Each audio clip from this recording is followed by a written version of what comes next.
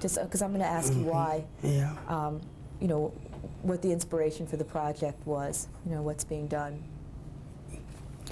Well, you know, Okay.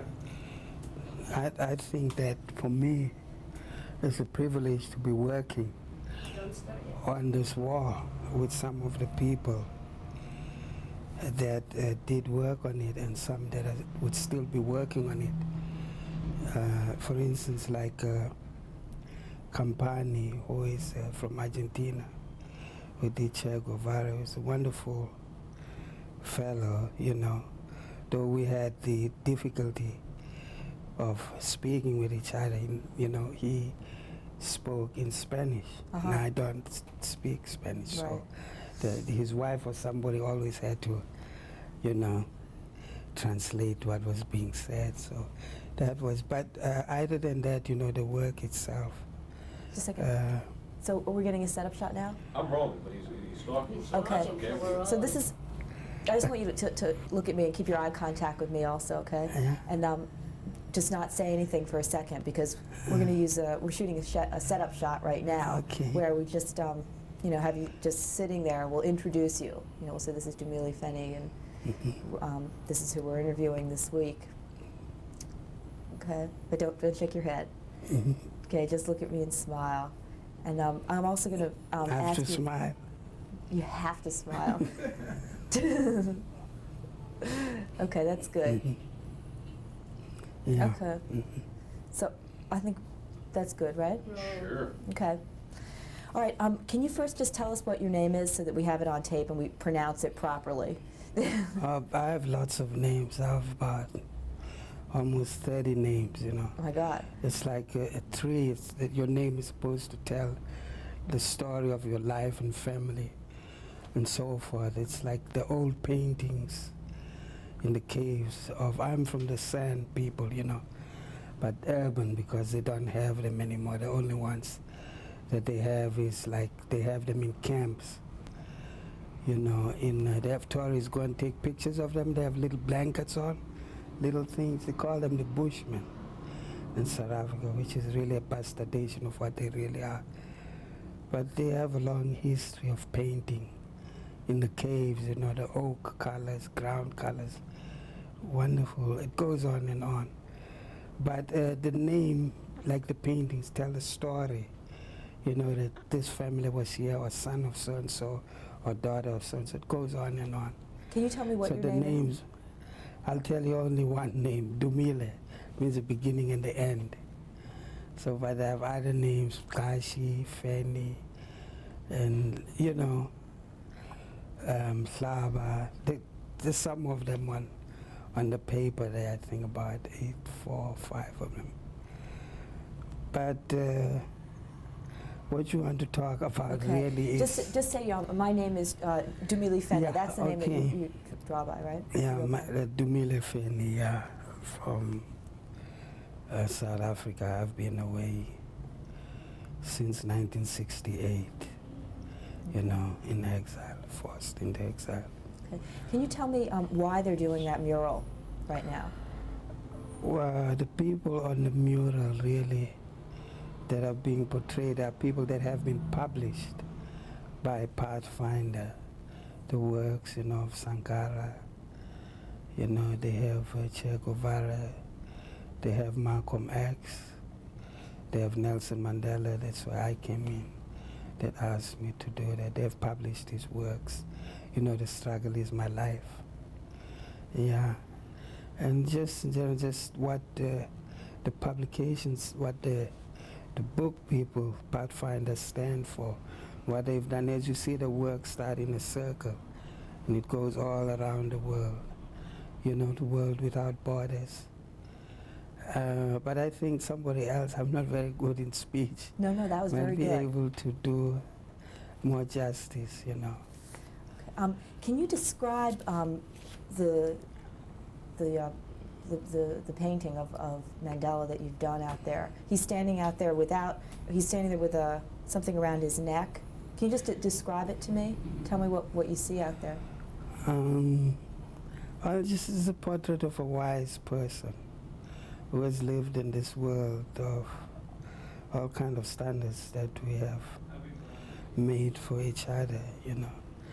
And part of what first of all, I've done Mandela before, but as I said earlier on, it's a privilege for me to put him on this wall with all these other people, but also for me as a person to have the chance to work with.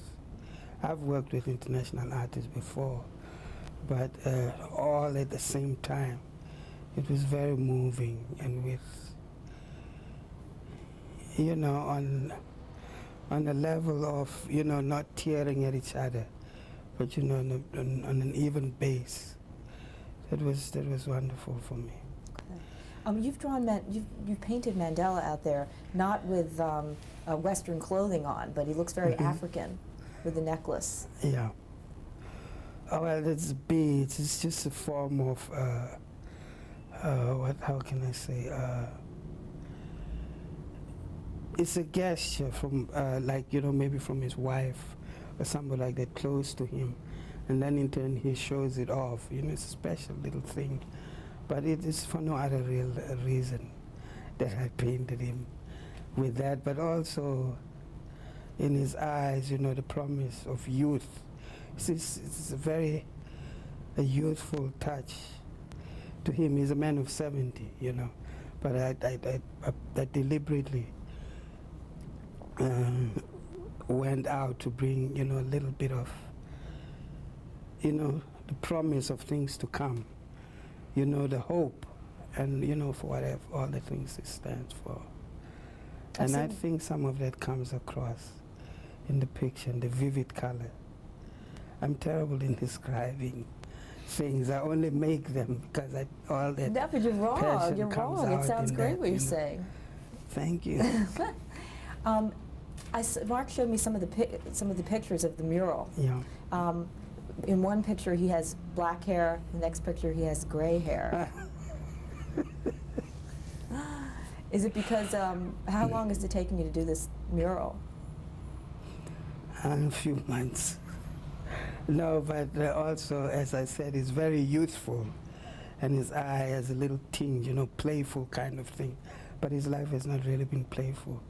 So in a way, I was also, you know, looking into myself, because I've been in exile now for just over 20 years. And one of my children, my wife, was 7 months pregnant when I was forced out of South Africa. And it was only about 5 years ago that we started to have contact, you know. And I'm just saying, I was just searching myself also while I was doing this picture, you know.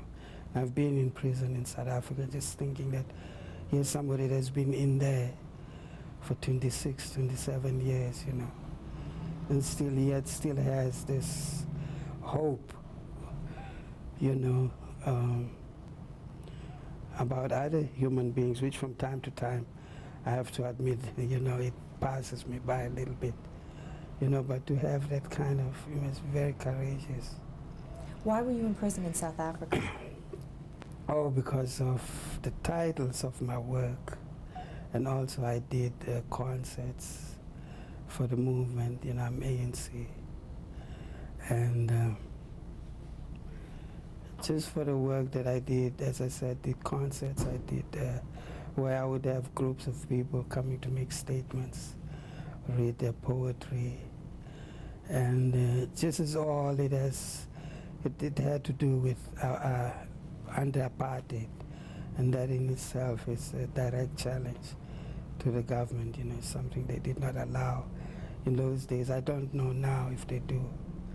They may, you know. Can you do But me a they favor? didn't. I'm going to try to just use complete statements from you. Can you see? Yeah. And I'm going to try not to use my question when I edit. So can you just say, I was put in prison Yeah. because... Can you just restate it that way? Okay. Why were you put in prison? Well, because of my anti-apartheid And work. you have to say, I was put in prison because... Okay. That's okay. Well, I was put in prison, first off, as a way of toning me down because of my anti-apartheid activities. And it seems so far away now, so long ago, that I have to search a little bit, you know. And also, I try very hard to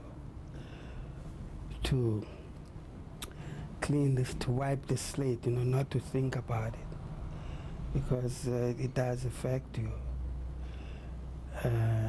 even when you don't have a family. It's just worse when you have somebody with a family, and you know the reasons why you cannot see them. Why did you leave South Africa? I didn't leave South Africa. I was forced out of South Africa. The state that I had been in prison